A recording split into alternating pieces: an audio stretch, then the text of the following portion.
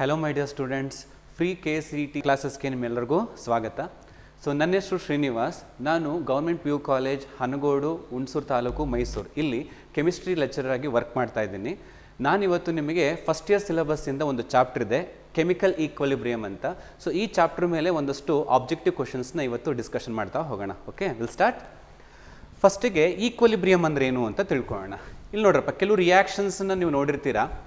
ಕೆಲವು ರಿಯಾಕ್ಷನ್ಸ್ ಬರೀಬೇಕಾದ್ರೆ ನಾವೇನು ಮಾಡ್ತೀವಿ, ಸಿಂಗಲ್ ಆರೋ ಮಾರ್ಕನ್ನು ಬರೀತಿರ್ತೀವಿ. ಆದರೆ ಇಲ್ಲಿ ಅಬ್ಸರ್ವ್ ಮಾಡಿ ನೀವು 2 ಆರೋ ಮಾರ್ಕ್ ಇದೆ.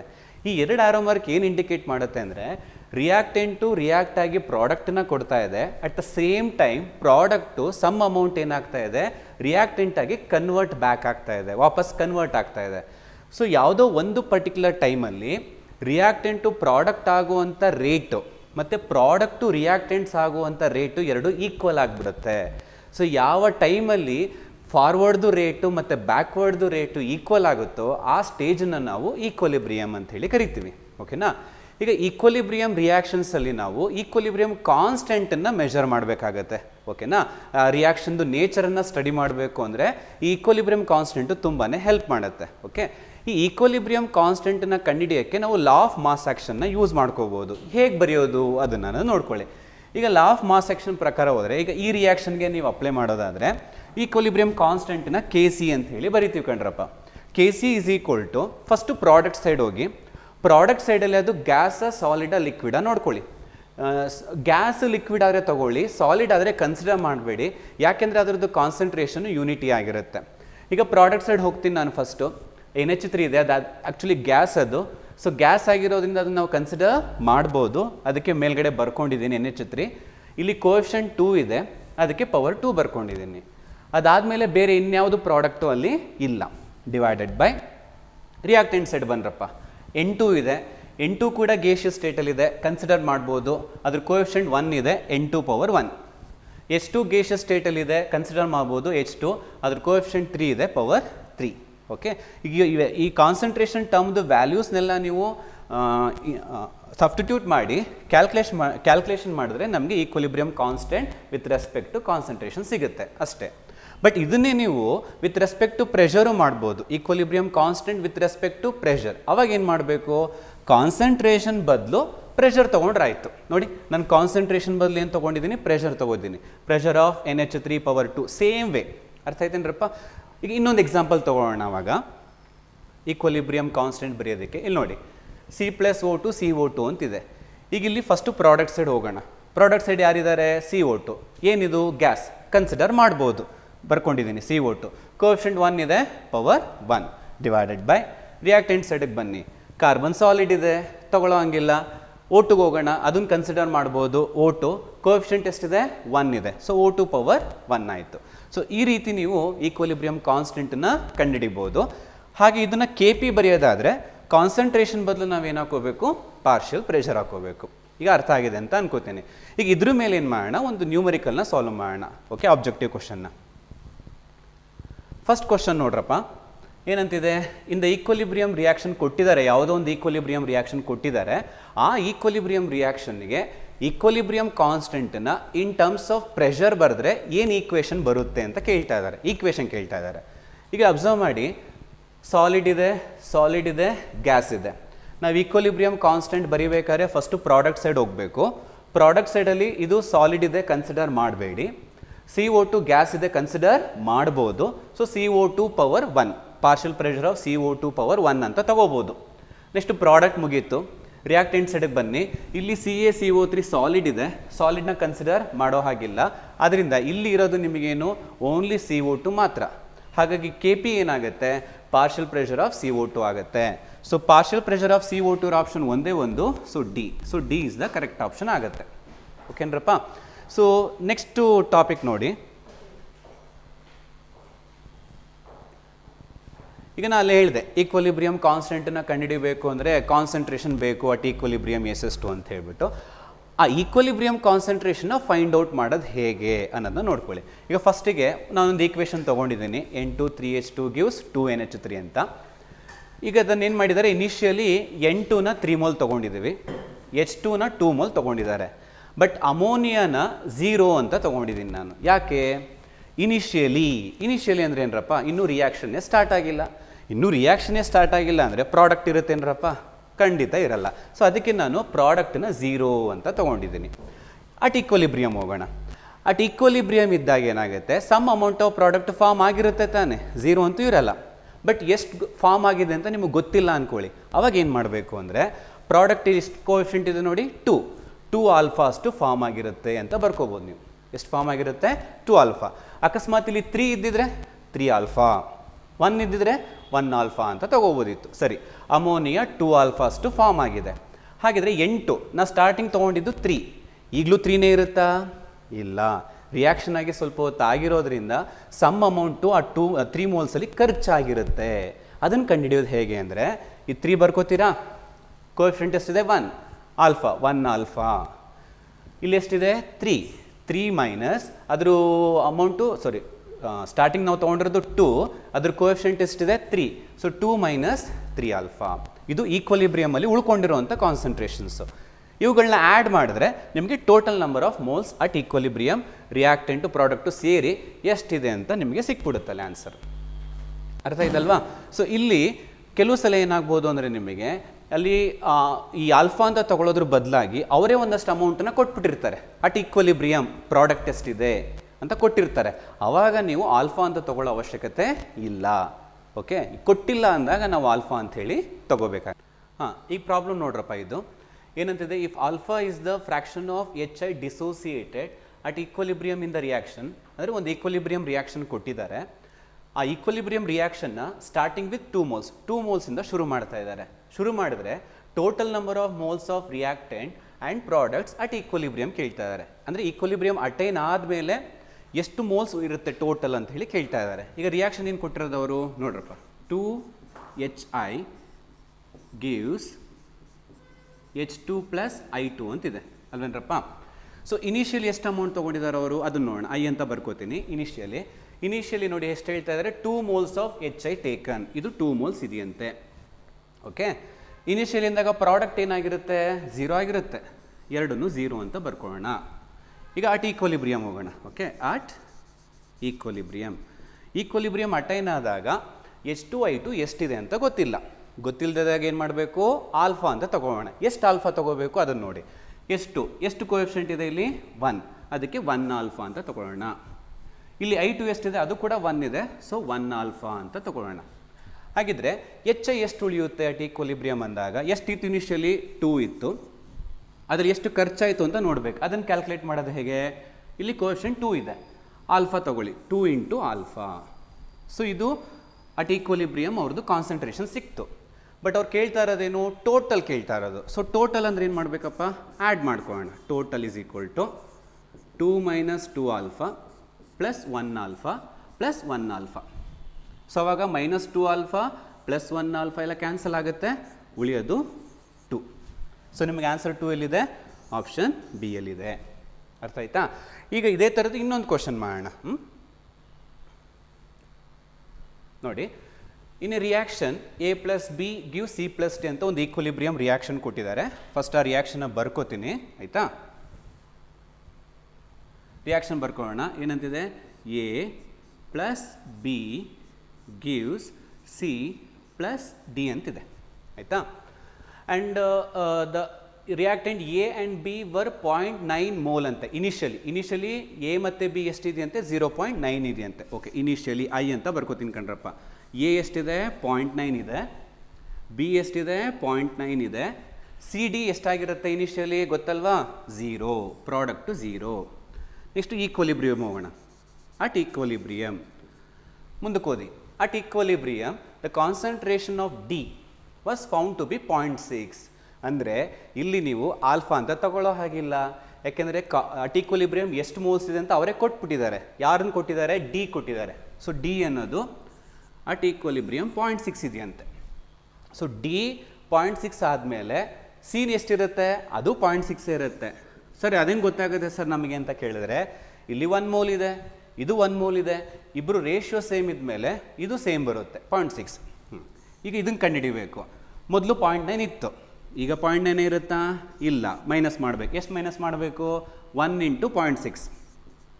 ಓಕೆ, ಇಲ್ಲೂ ಹಾಗೆ 0.9 ಮೈನಸ್ ಕೋಎಫಿಷಿಯಂಟ್ 1 ಇದೆ ಇಂಟು 0.6 ಇದೆಷ್ಟು ಬರುತ್ತಪ್ಪ ಆನ್ಸರು 0.3 ಬರುತ್ತಾ, ಇದು 0.3 ಬರುತ್ತಾ, ಇದು 0.6 ಬಂತು, ಇದು ಕೂಡ 0.6 ಬಂತು.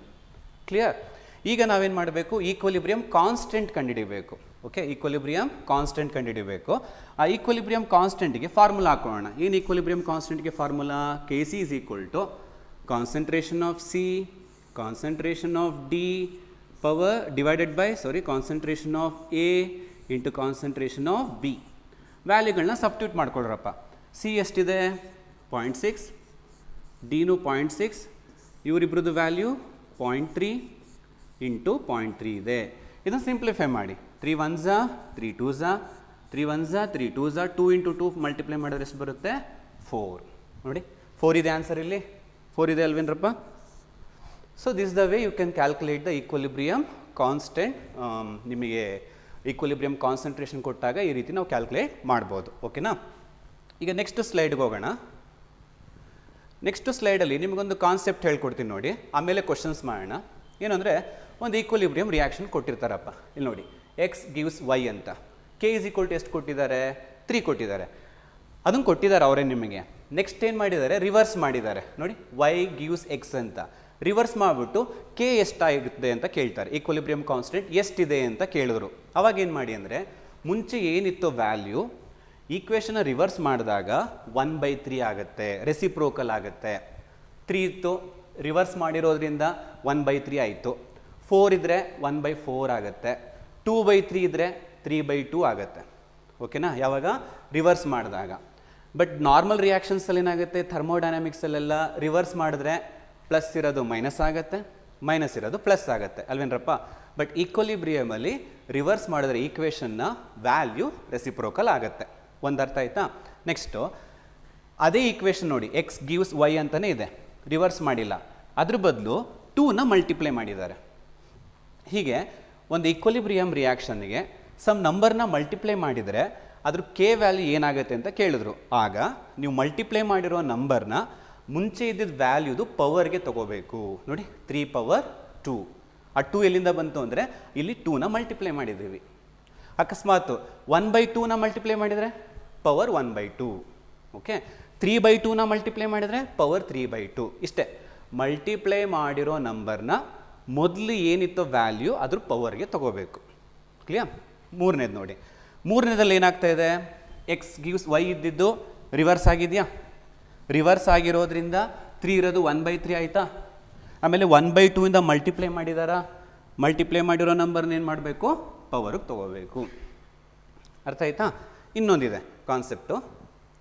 ಕೆಲವು ಸಲ ಈ ಥರ ಏನು, ಒಂದು ಈಕ್ವೇಷನ್ ಕೊಟ್ಟಿದ್ದಾರೆ, A plus B gives, okay, A plus B gives C ಅಂತಿದೆ. K1 is equal to 3 ಅಂತ ಕೊಟ್ಟಿದ್ದಾರೆ.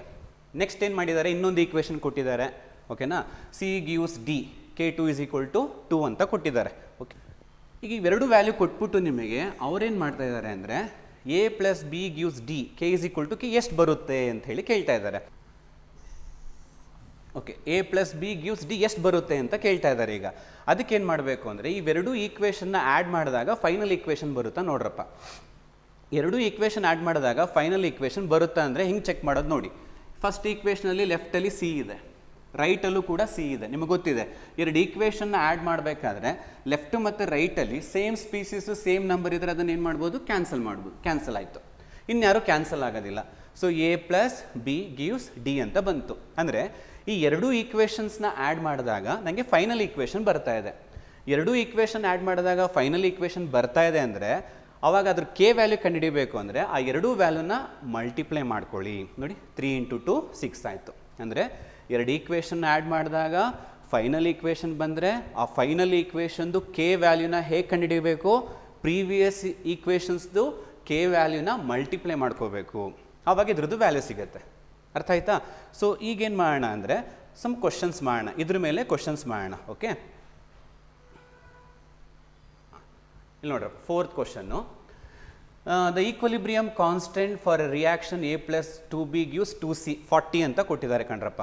ಓಕೆ, ಈಕ್ವೇಷನ್ಸು 40 ಅಂತ ಕೊಟ್ಟಿದ್ದಾರೆ. ಈಕ್ವಲಿಬ್ರಿಯಂ ಕಾನ್ಸ್ಟೆಂಟು ಒಂದು ಈಕ್ವೇಷನ್ ಕೊಟ್ಟಿದ್ದಾರೆ, ಅದಕ್ಕೆ 40 ಅಂತ. ಹಾಗಿದ್ರೆ the equilibrium constant for this reaction ಎಷ್ಟಾಗುತ್ತೆ ಅಂತ ಕೇಳ್ತಾ ಇದ್ದಾರೆ. ಅವಾಗ ಈ ಈಕ್ವೇಷನ್ನುವೆ ಇದನ್ನು ಕಂಪೇರ್ ಮಾಡಿ.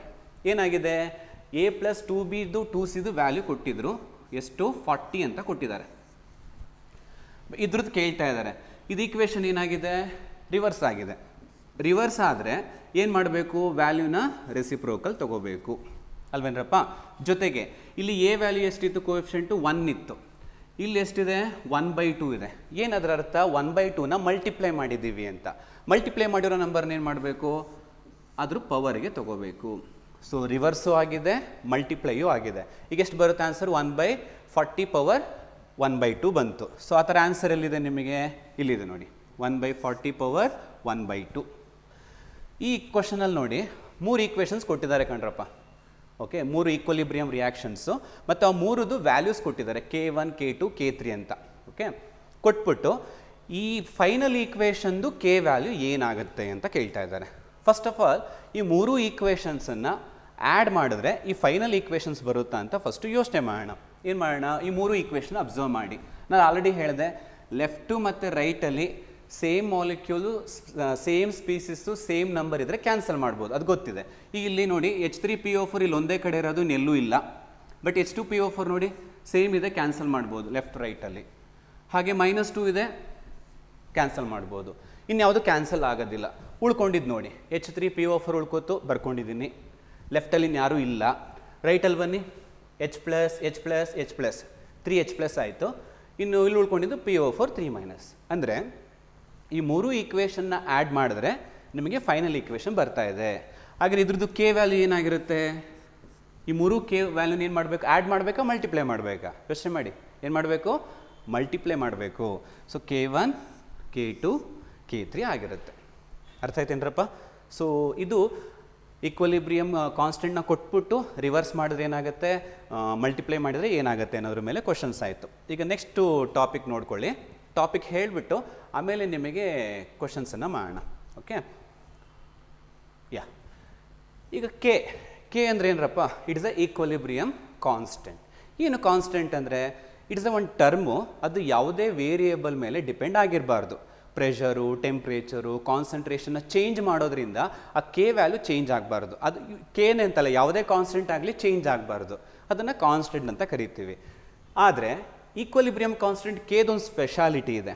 ಏನು, ಇದು ಟೆಂಪ್ರೇಚರ್ ಮೇಲೆ ಮಾತ್ರ ಡಿಪೆಂಡ್ ಆಗಿರುತ್ತೆ. ಕಾನ್ಸಂಟ್ರೇಷನ್ ಮೇಲೆ ಡಿಪೆಂಡ್ ಆಗಿರಲ್ಲ, ಪ್ರೆಷರ್ ಮೇಲೆ ಡಿಪೆಂಡ್ ಆಗಿರಲ್ಲ, ಆದರೆ ಟೆಂಪ್ರೇಚರ್ ಮೇಲೆ ಡಿಪೆಂಡ್ ಆಗಿರುತ್ತೆ. ಹೇಗೆ ನೋಡ್ಕೊಳ್ಳಿ. If K proportional to T ಅಂದರೆ ಟೆಂಪ್ರೇಚರ್ ಇನ್ಕ್ರೀಸ್ ಆದಾಗ ಕೆ ವ್ಯಾಲ್ಯೂನು ಜಾಸ್ತಿ ಆಗ್ತಾ ಇದೆ ಅಂತ ಹೇಳಿದ್ರೆ that reaction is endothermic reaction ಅಂತ ಹೇಳ್ಬೋದು. ಕೆಲವು ಸಲ ಟೆಂಪ್ರೇಚರ್ ಇನ್ಕ್ರೀಸ್ ಮಾಡೋದ್ರಿಂದ ಕೆ ವ್ಯಾಲ್ಯೂ ಡಿಕ್ರೀಸ್ ಆಯಿತು, ಅಂದರೆ ಇನ್ವರ್ಸ್ಲಿ ಪ್ರಪೋರ್ಷನಲ್ ಇದೆ, ಆವಾಗ ಆ ರಿಯಾಕ್ಷನ್ನ ನೀವು ಎಕ್ಸೋಥರ್ಮಿಕ್ ಅಂತ ಹೇಳ್ಬೋದು. ಅರ್ಥ ಆಯ್ತಾ. So K value depends only on temperature. ಅದು ಡೈರೆಕ್ಟ್ಲಿ ಪ್ರಪೋರ್ಷನಲ್ ಆಗಿದ್ರೆ reaction is endothermic, inversely proportional ಆಗಿದ್ರೆ ರಿಯಾಕ್ಷನ್ ಈಸ್ ಎಕ್ಸೋಥರ್ಮಿಕ್. ಸೊ ಈಗ ಅದ್ರ ಮೇಲೆ ಒಂದು ಕ್ವಶನ್ಸನ್ನು ಮಾಡೋಣ. ಓಕೆ, ಇಲ್ಲೊಂದು ಕ್ವಶನ್ ಇದೆ, ನೋಡ್ಕೊಳ್ಳಿ. Yeah, a reversible chemical reaction is having two reactants ಇದೆಯಂತೆ in the equilibrium. If the concentration of the reactants are doubled then the equilibrium constant will be. ಅಂದರೆ ಈಕ್ವಲಿಬ್ರಿಯಂ ಕಾನ್ಸ್ಟೆಂಟ್ ಅಂದ್ರೇನು, ಕೆ ಏನಾಗುತ್ತೆ ಅಂತ ಕೇಳ್ತಾ ಇದ್ದಾರೆ. ಯಾವಾಗ, ವೆನ್ ಕಾನ್ಸಂಟ್ರೇಷನ್ ಆಫ್ ದ ರಿಯಾಕ್ಟೆಂಟ್ನ double ಮಾಡಿದ್ರೆ. ನಾನು ಆಲ್ರೆಡಿ ಹೇಳಿದೆ equilibrium constant depends only on temperature, but ಅವ್ರು ಜಾಸ್ತಿ ಮಾಡ್ತಾ ಇರೋದು ಯಾವುದನ್ನು, ಕಾನ್ಸಂಟ್ರೇಷನ್ ಡಬಲ್ ಮಾಡಿದ್ರು ಅಷ್ಟೇ, ಟ್ರಿಪಲ್ ಮಾಡಿದ್ರು ಅಷ್ಟೇ, ಕೆ ವ್ಯಾಲ್ಯೂ ಚೇಂಜ್ ಆಗೋದಿಲ್ಲ. ಅದರಿಂದ ಏನಂತ ಆನ್ಸರ್ ಬರೀತೀರಾ, ರಿಮೈನ್ ಸೇಮ್. ಡಿ ನೋಡ್ರಪ್ಪ, ರಿಮೈನ್ ದ ಸೇಮ್. ಅರ್ಥ ಆಯ್ತಾ. ಸೊ ಇದ್ರ ಮೇಲೆ ಇನ್ನೊಂದು ಕ್ವಶನ್ ಮಾಡೋಣ ನಾವು. ಓಕೆ, ಯಾ, 7th ಕ್ವಶನ್ ನೋಡ್ರಪ್ಪ. ಇಲ್ಲೇನಂತಿದೆ ನೋಡಿ, the equilibrium constant for the reaction A2 gives 2A at 500 and 700. ಅಂದರೆ ಒಂದು ಯಾವುದೋ ಪರ್ಟಿಕ್ಯುಲರ್ ರಿಯಾಕ್ಷನ್ನ ಅವರು 2 ಟೆಂಪ್ರೇಚರ್ಲಿ ಕಂಡಕ್ಟ್ ಮಾಡಿದ್ದಾರೆ. ಒಂದು 500, ಇನ್ನೊಂದು 700 ಪರ್ಫಾರ್ಮ್ ಮಾಡಿದ್ದಾರೆ. ಸೊ ಟೆಂಪ್ರೇಚರ್ ಬರ್ಕೋತೀನಿ. ಓಕೆನಾ, ಒಂದು 500 ಕೆಲ್ವಿನಲ್ಲಿ ಪರ್ಫಾರ್ಮ್ ಮಾಡಿದ್ದಾರೆ, ಇನ್ನೊಂದು 700 ಕೆಲ್ವಿನಲ್ಲಿ ಪರ್ಫಾರ್ಮ್ ಮಾಡಿದ್ದಾರೆ. ಅಂದರೆ ಟೆಂಪ್ರೇಚರ್ ಏನಾಯಿತು, ಇನ್ಕ್ರೀಸ್ ಆಯಿತು. ಆವಾಗ ಕೆ ವ್ಯಾಲ್ಯೂ ಕೊಟ್ಟಿದ್ದಾರೆ. 500ಅಲ್ಲಿ ಎಷ್ಟಿತ್ತಂತೆ ಕೆ ವ್ಯಾಲ್ಯೂ, 1 × 10⁻⁻10 ಇತ್ತಂತೆ. ಇನ್ನು 700 ಕೆಲ್ವಿನಲ್ಲಿ ವ್ಯಾಲ್ಯೂ ಎಷ್ಟಿದೆ, 1 × 10⁻⁻5 ಇದೆ. ಅದು ನೀವೇ ಅಬ್ಸರ್ವ್ ಮಾಡ್ರಪ್ಪ. ಟೆಂಪ್ರೇಚರ್ ಇನ್ಕ್ರೀಸ್ ಆದಾಗೆಲ್ಲ ಕೆ ವ್ಯಾಲ್ಯೂ ಏನಾಗ್ತಿದೆ ನೋಡಿ, ಮೊದಲು 10⁻⁻10 ಇತ್ತು, 10⁻⁻5 ಆಗ್ತಾ ಇದೆ. -10ಇಂದ -5 ಅಂದರೆ ವ್ಯಾಲ್ಯೂ ಏನಾಯಿತು, ಇನ್ಕ್ರೀಸ್ ಆಯಿತು. ಈ ಥರ ಟೆಂಪ್ರೇಚರ್ ಇನ್ಕ್ರೀಸ್ ಆದರೆ ಕೆ ವ್ಯಾಲ್ಯೂನು ಇನ್ಕ್ರೀಸ್ ಆಗ್ತಿದೆ ಅಂದರೆ ಏನಾದರೂ ಅರ್ಥ, ಡೈರೆಕ್ಟ್ಲಿ ಪ್ರಪೋರ್ಷನಲ್. ಡೈರೆಕ್ಟ್ಲಿ ಪ್ರಪೋರ್ಷನಲ್ ಇದ್ದರೆ ಯಾವ ರಿಯಾಕ್ಷನ್ನು, ಎಂಡೋಥರ್ಮಿಕ ಎಕ್ಸೋಥರ್ಮಿಕ, it is endothermic. Temperature favour ಆಗ್ತಿದೆ ಅಂದರೆ ಇಟ್ ಈಸ್ ಎಂಡೋಥರ್ಮಿಕ್. ಅರ್ಥ ಆಯ್ತೇನ್ರಪ್ಪ? ಸೊ ಈಗ ಇನ್ನೊಂದು ಕಾನ್ಸೆಪ್ಟ್ ಮಾಡೋಣ. ಆ ಇನ್ನೊಂದು ಕಾನ್ಸೆಪ್ಟ್ ಮಾಡಿಬಿಟ್ಟು ನಿಮಗೆ ಮತ್ತೆ ಆಬ್ಜೆಕ್ಟಿವ್ ಕ್ವಶನ್ಸಿಗೆ ಬರೋಣ. ನೆಕ್ಸ್ಟು ಕಾನ್ಸೆಪ್ಟ್ ಏನು ಅಂದರೆ relation between K P and K C. K P ಅಂದರೆ ಗೊತ್ತಿದೆ, it is a equilibrium constant with respect to pressure. K C ಅಂದ್ರೇನು, equilibrium constant with respect to concentration. ಅವರಿಬ್ಬರ ಮಧ್ಯೆ ಇರುವಂಥ ರಿಲೇಷನ್ ಡೈರೆಕ್ಟಾಗಿ ಕೊಟ್ಟಿದ್ದೀನಿ, ಡೆರಿವೇಷನಿನ ಅವಶ್ಯಕತೆ ಇಲ್ಲ. ಇನ್ನು ಇದು ಫಾರ್ಮುಲಾ ಕಂಡ್ರು. ಕೆ ಪಿ ಅಂದರೆ ಗೊತ್ತಿದೆ, ಕೆ ಸಿ ಅಂದರೆ ಗೊತ್ತಿದೆ. ಆರ್ ಅಂದ್ರೇನು, ಯೂನಿವರ್ಸಲ್ ಗ್ಯಾಸ್ ಕಾನ್ಸ್ಟೆಂಟು 8.314. ಟಿ ಅಂದರೆ ಏನರಪ್ಪ, ಟೆಂಪ್ರೇಚರು. ಡೆಲ್ಟಾ ಎನ್ನೇ ತುಂಬ ಇಂಪಾರ್ಟೆಂಟ್ ಇಲ್ಲಿ. ನಾವು ಮಿಸ್ಟೇಕ್ ಮಾಡೋದೇ ಡೆಲ್ಟಾ ಎನ್ನಲ್ಲಿ. ಏನು ಡೆಲ್ಟಾ ಎನ್ ಅಂದರೆ ನೋಡಿ, it is the number of moles of gaseous product minus number of moles of gaseous reactant. ಅಂದರೆ ನೀವೊಂದು ಡೆಲ್ಟಾ ಎನ್ನ ಕ್ಯಾಲ್ಕುಲೇಟ್ ಮಾಡಬೇಕಾದ್ರೆ ಪ್ರಾಡಕ್ಟ್ ಸೈಡಲ್ಲಿ ಎಷ್ಟು ಗ್ಯಾಸಸ್ ಇದೆ ಮೈನಸ್ ರಿಯಾಕ್ಟೆಂಟ್ ಸೈಡಲ್ಲಿ ಎಷ್ಟು ಗ್ಯಾಸಸ್ ಇದೆ ತೊಗೋಬೇಕು, ಅಷ್ಟೇ ಸಿಂಪಲ್. ಒಂದು ಎಕ್ಸಾಂಪಲ್ ಕೊಟ್ಟಿದ್ದೀನಿ ನೋಡಿ, NO + O2 NO2 ಅಂತಿದೆ. ಫಸ್ಟು ಪ್ರಾಡಕ್ಟ್ ಸೈಡಿಗೆ ಹೋಗೋಣ, ಡೆಲ್ಟಾ ಎನ್ ಕಂಡುಹಿಡಿಯೋಕ್ಕೆ. ಪ್ರಾಡಕ್ಟ್ ಸೈಡಿಗೆ ಹೋಗಿ, ಪ್ರಾಡಕ್ಟ್ ಸೈಡಲ್ಲಿ ಗ್ಯಾಸ್ ಇದೆ, ಗ್ಯಾಸ್ ಇದ್ದರೆ ಮಾತ್ರ ತೊಗೋಬೇಕು. ಗ್ಯಾಸ್ ಇದೆ, ಎಷ್ಟಿದೆ, 2 ಬರ್ಕೊಂಡೆ. ಇನ್ಯಾವುದೂ ಇಲ್ಲ ಅಲ್ಲಿ ಪ್ರಾಡಕ್ಟ್ಸು, ಸೊ ಮೈನಸ್ ಆಗ್ತದೆ. ದೆನ್ ರಿಯಾಕ್ಟೆಂಟ್ ಸೈಡಿಗೆ ಬನ್ನಿ. ರಿಯಾಕ್ಟೆಂಟ್ ಸೈಡಲ್ಲಿ 2NO ಗ್ಯಾಸ್ ತೊಗೋಬೋದು, O2 ಇಸ್ ಎ ಗ್ಯಾಸ್ ತೊಗೋಬೋದು. 2 + 1 ಎಷ್ಟಾಯಿತು, 3 ಆಯಿತು. ಸೊ ಪ್ರಾಡಕ್ಟ್ ಸೈಡಲ್ಲಿ ಟೋಟಲಿ 2 ಮೋಲ್ಸ್ ಇದೆ, ರಿಯಾಕ್ಟೆಂಟ್ ಸೈಡಲ್ಲಿ ಟೋಟಲಿ 3 ಮೋಲ್ಸ್ ಇದೆ. 2 - 3 ಅಂದರೆ ಎಷ್ಟಾಯಿತು, -1 ಆಯಿತು. ಈ ರೀತಿ ನೀವು ಡೆಲ್ಟಾ ಎನ್ನನ್ನು ಕ್ಯಾಲ್ಕುಲೇಟ್ ಮಾಡ್ಕೋಬೋದು. ಇದರಲ್ಲಿ ಡೆಲ್ಟಾ ಎನ್ -1 ಬಂತು. ಸಮ್ಟೈಮ್ಸ್ ನಿಮಗೆ ಡೆಲ್ಟಾ ಎನ್ನು 0ನೂ ಬರ್ಬೋದು ಕಣ್ರಪ್ಪ, 0ನೂ ಬರ್ಬೋದು ಆ್ಯಂಡ್ ಸಮ್ಟೈಮ್ಸ್ ಪಾಸಿಟಿವೂ ಬರ್ಬೋದು. 0 ಬಂತು ಅಂತ ಅಂದ್ಕೊಳ್ಳಿ, ಅವಾಗ ಇಲ್ಲಿ 0 ಹಾಕೋತೀರಾ ಅಲ್ವಾ. ಡೆಲ್ಟಾ ಎನ್ 0 ಬಂದರೆ ಇಲ್ಲಿ 0 ಹಾಕೊಂಡ್ರೆ ಎನಿಥಿಂಗ್ ಪವರ್ 0 ಏನರಪ್ಪ, 1. ಅವಾಗ K P is equal to ಏನಾಗುತ್ತೆ, ಕೆ ಸಿ ಆಗುತ್ತೆ. ಹಾಗಿದ್ರೆ K P is equal to K C ಆಗಬೇಕು ಅಂದರೆ ಡೆಲ್ಟಾ ಎನ್ ವ್ಯಾಲ್ಯೂ ಏನಾಗಿರಬೇಕು, 0 ಆಗಿರಬೇಕು. In which of the following reaction K P and K C are equal ಅಂತ ಕೇಳ್ತಾ ಇದ್ದಾರೆ. ಓಕೆನಾ, ಈಗ ಯಾವುದ್ರಲ್ಲಿ ಈಕ್ವಲ್ ಆಗುತ್ತೆ ಅಂತ ನೋಡ್ರಪ್ಪ. ಡೆಲ್ಟಾ ಎನ್ ಕೆ ಪಿ ಮತ್ತು ಕೆ ಸಿ ಈಕ್ವಲ್ ಆಗಬೇಕು ಅಂದರೆ ಫಸ್ಟ್ ಕಂಡೀಷನ್ ಏನು, ಆಲ್ರೆಡಿ ಹೇಳಿದ್ದೀನಿ, ಡೆಲ್ಟಾ ಎನ್ ಏನಾಗಬೇಕು, 0 ಆಗಬೇಕು ಅಲ್ವಾ. ಇಲ್ಲಿ ಎಲ್ಲ ಗ್ಯಾಸಸ್ಸೇ ಇದೆ, ಒಂದು ಕಡೆಯಿಂದ ನೋಡಿ ಎಲ್ಲ ಗ್ಯಾಸಸ್ಸೇ ಇದೆ, ಸೊ ತೊಂದರೆ ಇಲ್ಲ ನಿಮಗೆ. ಓಕೆ, ಎಲ್ಲ ಗ್ಯಾಸಸ್ಸೇ ಇದೆ. ಇಲ್ಲಿ ಡೆಲ್ಟಾ ಎನ್ ಕ್ಯಾಲ್ಕುಲೇಟ್ ಮಾಡ್ಕೊಳ್ಳೋಣ. ಡೆಲ್ಟಾ ಎನ್ ಎಷ್ಟಾಗುತ್ತೆ, ಪ್ರಾಡಕ್ಟಲ್ಲಿ 2 ಮೋಲ್ಸ್ ಇದೆ, ಟೋಟಲ್ ರಿಯಾಕ್ಟೆಂಟ್ ಎಷ್ಟು ಮೋಲ್ಸ್ ಇದೆ, 3 ಮೋಲ್ಸ್ ಇದೆ. 2 - 3 -1 ಆಗುತ್ತೆ. ಇದು ಆಪ್ಷನ್ ಆಗಲ್ಲ. ಸೆಕೆಂಡ್ ಆಪ್ಷನ್ ನೋಡಿ, ಪ್ರಾಡಕ್ಟ್ ಸೈಡಲ್ಲಿ 2 ಮೋಲ್ಸ್ ಇದೆ, ರಿಯಾಕ್ಟೆಂಟ್ ಸೈಡಲ್ಲಿ ಅಗೈನ್ 3 ಮೋಲ್ಸ್ ಇದೆ, -1 ಬರುತ್ತೆ. ಥರ್ಡ್ ಆಪ್ಷನ್ ನೋಡ್ರಪ್ಪ, ಪ್ರಾಡಕ್ಟ್ ಸೈಡಲ್ಲಿ 2 ಇದೆ, ರಿಯಾಕ್ಟೆಂಟ್ ಸೈಡಲ್ಲೂ 2 ಇದೆ ನೋಡಿ, 1 1 ಇದೆ. ಸೊ 2 - 2 ಏನಾಯಿತು, 0. ನಮಗೂ ಅದೇ ಬೇಕಾಗಿರೋದು ಅಲ್ವಾ. ಡೆಲ್ಟಾ ಎನ್ ಯಾವುದಕ್ಕೆ 0 ಆಗುತ್ತೋ ಅಲ್ಲಿ K P is equal to K C ಆಗುತ್ತೆ. ಅದರಿಂದ ನಿಮಗೆ ಕರೆಕ್ಟ್ ಆಪ್ಷನ್ ಯಾವುದಾಗುತ್ತಪ್ಪ, ಸಿ ಆಗುತ್ತೆ. ಓಕೆ, ಈಗೇನು ಮಾಡೋಣ, ಇನ್ನೊಂದು ಕಾನ್ಸೆಪ್ಟ್ಗೆ ಹೋಗ್ತೀನಿ. ಸೊ ಇನ್ನೊಂದು ಕಾನ್ಸೆಪ್ಟನ್ನ ಹೇಳಿ ಅದ್ರ ಮೇಲೆ ಏನು ಮಾಡೋಣ, ಆಮೇಲೆ ಕ್ವಶನ್ಸ್ ಮಾಡೋಣ. ಬಟ್ ವೆರಿ ಇಂಪಾರ್ಟೆಂಟು ಈ ಕಾನ್ಸೆಪ್ಟು, ನೋಡ್ಕೊಳ್ರಪ್ಪ. ಸೊ ಈ ಕಾನ್ಸೆಪ್ಟಲ್ಲಿ ನಾವೇನು ಕಲಿತೀವಿ ಅಂದರೆ ಲೀ ಚಾಟೆಲಿಯಸ್ ಪ್ರಿನ್ಸಿಪಲ್ ಬಗ್ಗೆ ತಿಳ್ಕೊತೀವಿ. ಏನು ಲೀ ಚಾಟೆಲಿಯಸ್ ಪ್ರಿನ್ಸಿಪಲ್ ಅಂದರೆ, ಅವ್ರು ಏನು ಹೇಳ್ತಾರೆ ಅಂದರೆ ಒಂದು ಈಕ್ವಲಿಬ್ರಿಯಮ್ ಅಟೈನ್ ಆಗಿರುತ್ತೆ, ಫಾರ್ವರ್ಡು ಬ್ಯಾಕ್ವರ್ಡು ರೇಟು ಈಕ್ವಲ್ ಆಗಿರುತ್ತೆ. ನೀವೇನಾದರೂ ಟೆಂಪ್ರೇಚರು, ಪ್ರೆಷರು ಅಥವಾ ಕಾನ್ಸಂಟ್ರೇಷನ್ ಆಫ್ ದ ರಿಯಾಕ್ಟೆಂಟ್ನ ಚೇಂಜ್ ಮಾಡಿ ಈಕ್ವಲಿಬ್ರಿಯಮ್ನ ಡಿಸ್ಟರ್ಬ್ ಮಾಡ್ತೀರಾ. ಬಟ್ ಆ ಈಕ್ವಲಿಬ್ರಿಯಮ್ ಏನಾಗುತ್ತೆ, ಡಿಸ್ಟರ್ಬ್ ಆಗಿದ್ದು ಮತ್ತೆ ಅಟೈನ್ ಆಗುತ್ತೆ. ಇಲ್ಲ ಫಾರ್ವರ್ಡ್ ಫಾಸ್ಟ್ ಆಗುತ್ತೆ, ಇಲ್ಲ ಬ್ಯಾಕ್ವರ್ಡ್ ಫಾಸ್ಟ್ ಆಗಿ ಯಾವುದೋ ಒಂದು ವೇನಲ್ಲಿ ಆ ಈಕ್ವಲಿಬ್ರಿಯಮು ಅಟೈನ್ ಆಗುತ್ತೆ. ಅದನ್ನು ಲೀ ಚಾಟೆಲಿಯಸ್ ಪ್ರಿನ್ಸಿಪಲ್ ಅಂತ ಕರಿತೀವಿ. ಸೊ ಯೂಶ್ವಲಿ ನಾವು ಕಾನ್ಸಂಟ್ರೇಷನ್ನು, ಟೆಂಪ್ರೇಚರು, ಪ್ರೆಷರನ್ನು ಯೂಸ್ ಮಾಡಿಕೊಂಡು ಈ ಈಕ್ವಲಿಬ್ರಿಯಮ್ನ ಫಾರ್ವರ್ಡ್ ಮತ್ತು ಬ್ಯಾಕ್ವರ್ಡ್ ರಿಯಾಕ್ಷನ್ಸನ್ನು ವೇರಿ ಮಾಡ್ಬೋದು, ಸ್ಪೀಡನ್ನು ವೇರಿ ಮಾಡ್ಬೋದು, ಮತ್ತು ಅದು ಅಟೈನ್ ಆಗುತ್ತೆ. ಸೊ ಕಾನ್ಸಂಟ್ರೇಷನಿಂದ ಹೇಗೆ ವೇರಿ ಮಾಡ್ಬೋದು ಅಂತ ನೋಡ್ಕೊಳ್ಳಿ. ಅದರಲ್ಲಿ first one concentration of the reactant ಕಂಡ್ರಪ್ಪ.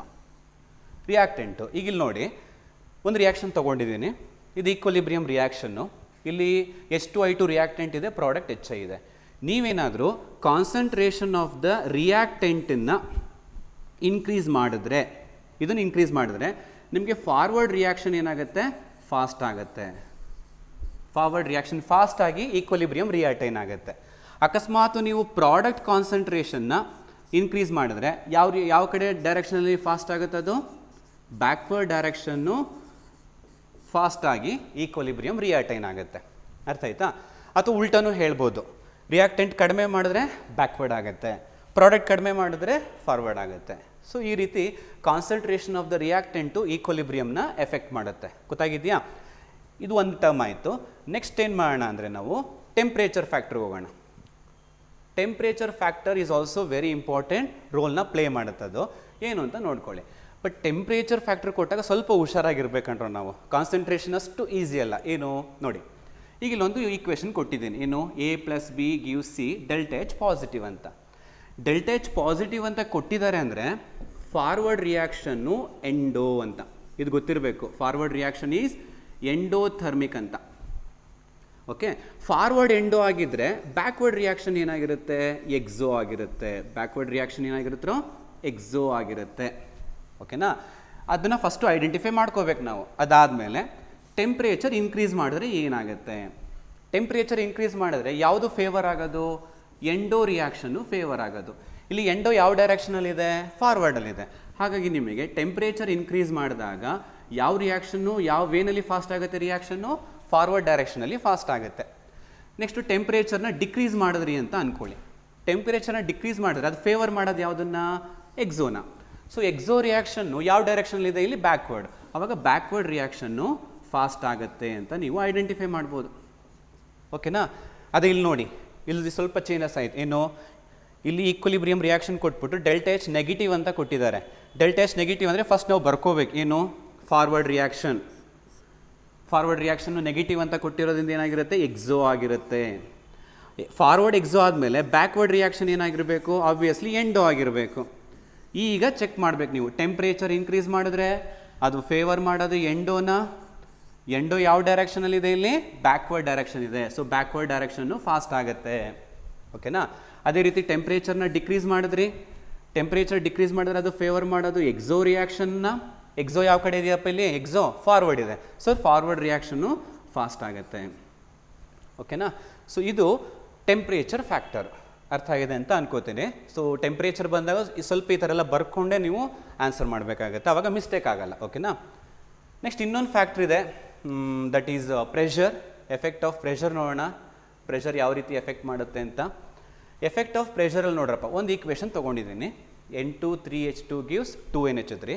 ಅಲ್ಲಿ ಏನು ಹೇಳ್ತೀವಿ ಅಂದರೆ, ಪ್ರೆಷರನ್ನು ಇನ್ಕ್ರೀಸ್ ಮಾಡಿದ್ರೆ, ಓಕೆ, ಪ್ರೆಷರನ್ನು ಇನ್ಕ್ರೀಸ್ ಮಾಡಿದ್ರೆ ಈಕ್ವಲಿಬ್ರಿಯಂ ಶಿಫ್ಟ್ ಟುವರ್ಡ್ಸ್, ಇದು ಇಂಪಾರ್ಟೆಂಟ್ ತುಂಬ ನೋಡ್ಕೊಳ್ಳಿ, equilibrium shift towards less number of moles of gaseous molecules. Less number of moles of gaseous molecules ಯಾವ ಕಡೆ ಇದೆಯೋ, ಕಡಿಮೆ ಗೇಷಿಯಸ್ ಮಾಲಿಕ್ಯೂಲ್ಸು ಯಾವ ಕಡೆ ಇರುತ್ತೋ ಆ ಕಡೆ ಹೋಗುತ್ತೆ. ಪ್ರೆಷರನ್ನು ಇನ್ಕ್ರೀಸ್ ಮಾಡಿದ್ರೆ ಕಡಿಮೆ ಗೇಷಿಯಸ್ ಮಾಲಿಕ್ಯೂಲ್ಸ್ ಯಾವ ಕಡೆ ಇರುತ್ತೋ ಆ ಕಡೆ ಹೋಗುತ್ತೆ. ಹಾಗಾದರೆ ಪ್ರೆಷರ್ ಡಿಕ್ರೀಸ್ ಮಾಡಿದ್ರೆ more number of gaseous molecules ಯಾವ ಕಡೆ ಇರುತ್ತೋ ಆ ಕಡೆಗೆ ಶಿಫ್ಟ್ ಆಗುತ್ತೆ. ಈಗ ಒಂದು ಎಕ್ಸಾಂಪಲ್ ಹೇಳ್ತೀನಿ ನೋಡಿ. ಈ ರಿಯಾಕ್ಷನ್ಸಲ್ಲಿ ಟೋಟಲಿ ರಿಯಾಕ್ಟೆಂಟ್ ಸೈಡಲ್ಲಿ ಎಷ್ಟು ಗೇಷಿಯಸ್ ಇದೆ, 1+3 ಅಂದರೆ 4 ಮೋಲ್ಸ್ ಇದೆ. ಟೋಟಲಿ 4 ಮೋಲ್ಸ್ ಇದೆ. ಓಕೆನ್ರಪ್ಪ?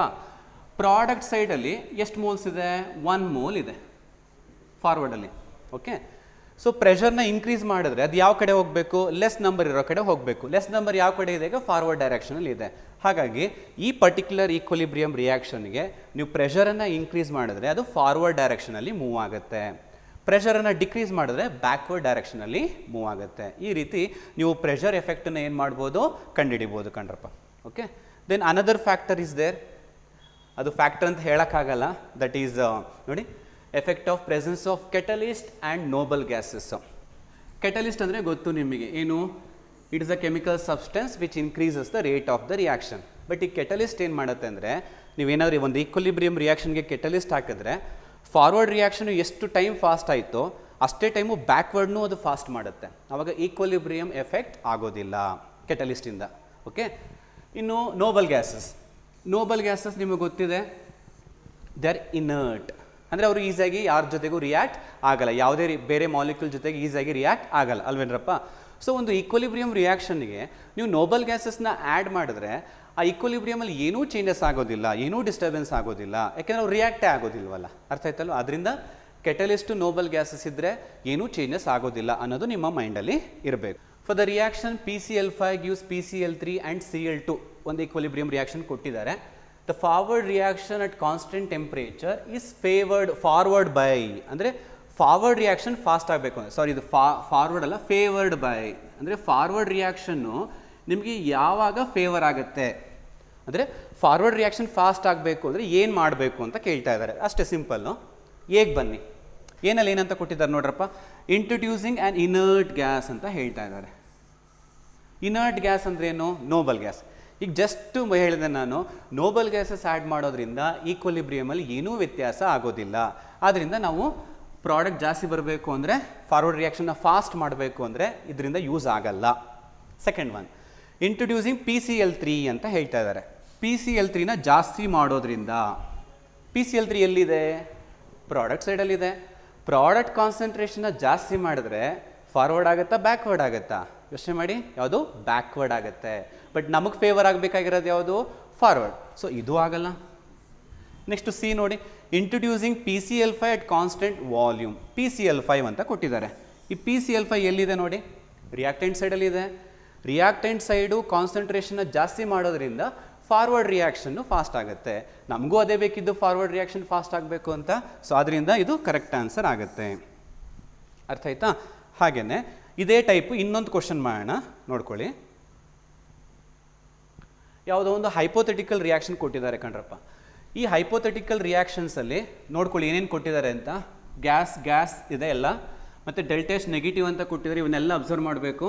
ಡೆಲ್ಟೇಶ್ ನೆಗೆಟಿವ್ ಅಂದರೆ exothermic, forward is exothermic, backward is endo. Immediately ಅದನ್ನು ನೋಟ್ ಡೌನ್ ಮಾಡ್ಕೋಬೇಕು ನೀವು.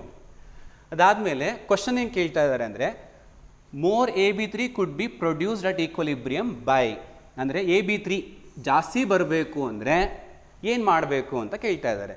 ಈಗ AB3 ಯಾವ ಸೈಡಲ್ಲಿದೆ? ಪ್ರಾಡಕ್ಟ್ ಸೈಡಲ್ಲಿದೆ ಅಲ್ವೇಂದ್ರು? AB3 is present at the product side. AB3 ಜಾಸ್ತಿ ಆಗಬೇಕು ಅಂದರೆ ಫಾರ್ವರ್ಡ್ ರಿಯಾಕ್ಷನ್ ಆಗಬೇಕು ನಿಮಗೆ, ಬ್ಯಾಕ್ವರ್ಡ್ ಅಲ್ಲ, ಫಾರ್ವರ್ಡ್ ಆಗಬೇಕು. ಅದಕ್ಕೆ ಏನೇನು ಮಾಡಬೇಕು ಅನ್ನೋದು ನೋಡಿ. ಫಸ್ಟ್ ಆಪ್ಷನ್, ಯೂಸಿಂಗ್ ಕೆಟಲಿಸ್ಟ್ ಹೇಳಿದ್ದೀನಿ. ಫಾರ್ವರ್ಡ್ನ ಎಷ್ಟು ಫಾಸ್ಟ್ ಮಾಡುತ್ತೋ ಅಷ್ಟೇ ಟೈಮು ಬ್ಯಾಕ್ವರ್ಡು ಫಾಸ್ಟ್ ಆಗೋದ್ರಿಂದ ಅದರಲ್ಲಿ ಏನೂ ವ್ಯತ್ಯಾಸ ಬರಲ್ಲ. ತಪ್ಪು. Okay, removing some of B2 ಅಂದರೆ ಏನು ಅಂತ ನೋಡಿ. B2 ಅಂದರೆ ಏನು? It's a reactant. ರಿಯಾಕ್ಟೆಂಟ್ನ ಕಡಿಮೆ ಮಾಡೋದ್ರಿಂದ ಫಾರ್ವರ್ಡ್ ಆಗಲ್ಲ, ಬ್ಯಾಕ್ವರ್ಡ್ ಆಗುತ್ತೆ. ಅದು ಹೋಯಿತು. ನೆಕ್ಸ್ಟು, ಇನ್ಕ್ರೀಸಿಂಗ್ ದ ಟೆಂಪ್ರೇಚರ್ನ ಇನ್ಕ್ರೀಸ್ ಮಾಡಿದ್ರೆ ಅದು ಫೇವರ್ ಆಗೋದು ಯಾವುದು? ಎಂಡೋ. ಬಟ್ ಇಲ್ಲಿ ಫಾರ್ವರ್ಡಲ್ಲಿರೋದು ಯಾವುದು? ಎಕ್ಸೋ. ಅದು ಕೂಡ ಆಗೋದಿಲ್ಲ. ಲಾಸ್ಟ್ ಉಳ್ಕೊಂಡಿರೋದು ಒಂದೇ, ಇನ್ಕ್ರೀಸಿಂಗ್ ದ ಪ್ರೆಷರ್. ಅದೇ ಸರ್, ಬಟ್ ವೆರಿಫೈ ಮಾಡಬೇಕು. ಅದೇ ಹೇಗಾಗುತ್ತೆ ಅನ್ನೋದನ್ನ ವೆರಿಫೈ ಮಾಡಬೇಕು. ಪ್ರೆಷರ್ ಇನ್ಕ್ರೀಸ್ ಮಾಡಿದ್ರೆ ರಿಯಾಕ್ಷನ್ನು ಯಾವ ಕಡೆ ಮೂವ್ ಆಗುತ್ತೆ ಅಂತ ಹೇಳಿದೆ? ಲೆಸ್ ನಂಬರ್ ಇರೋ ಕಡೆ ಮೂವ್ ಆಗುತ್ತೆ. ಗೇಷಿಯಸ್ ಮಾಲಿಕ್ಯೂಲ್ಸು ಲೆಸ್ ಇರೋ ಕಡೆ ಮೂವ್ ಆಗುತ್ತೆ ಅಂತ ಹೇಳಿದ್ದೆ. ಇಲ್ಲಿ ನೋಡಿ, ಗೇಷಿಯಸ್ ಮಾಲಿಕ್ಯೂಲ್ ಎಷ್ಟಿದೆಯಪ್ಪ? 1. ಇಲ್ಲಿ ಆಫ್ ಇದೆ. ಸೊ ಟೋಟಲಿ 1 ಪ್ಲಸ್ ಆಫ್ ಎಷ್ಟಾಯಿತು? 1.5, 1.5 ಮೋಲ್ಸ್ ಇದೆ ಲೆಫ್ಟ್ ಸೈಡಲ್ಲಿ. ರೈಟ್ ಸೈಡಲ್ಲಿ ಗೇಷಿಯಸ್ ಎಷ್ಟಿದೆ? 1 ಮೋಲ್ ಇದೆ. ಸೊ ರೈಟಲ್ಲಿ ಕಡಿಮೆ ಇದೆ. ಸೊ ಪ್ರೆಷರ್ ಇನ್ಕ್ರೀಸ್ ಮಾಡೋದ್ರಿಂದ ನಿಮಗೆ ರಿಯಾಕ್ಷನ್ ಯಾವ ಕಡೆ ಮೂವ್ ಆಗುತ್ತೆ? ಈಗ ಫಾರ್ವರ್ಡ್ ಡೈರೆಕ್ಷನಲ್ಲಿ ಮೂವ್ ಆಗುತ್ತೆ, ರೈಟ್ ಸೈಡ್ ಮೂವ್ ಆಗುತ್ತೆ. ಅದರಿಂದ ನಮ್ಗೆ ಅದೇ ಬೇಕಿರೋದು. ಅವ್ರು ಕೇಳಿರೋದು ಫಾರ್ವರ್ಡ್ ರಿಯಾಕ್ಷನ್ ಎಲ್ಲಿ ಫೇವರ್ ಆಗುತ್ತೆ ಅಂತ. ಸೊ ಡಿಯಲ್ಲಿ ಫೇವರ್ ಆಗುತ್ತೆ. ಅರ್ಥ ಆಯ್ತೇನ್ರಪ್ಪ? ಸೊ ಇದು ಈ ಕ್ವಶನ್ ಆಯಿತು. ಈಗ ನೆಕ್ಸ್ಟ್ ಕಾನ್ಸೆಪ್ಟ್ ಸ್ವಲ್ಪ ಕಲಿಯೋಣ.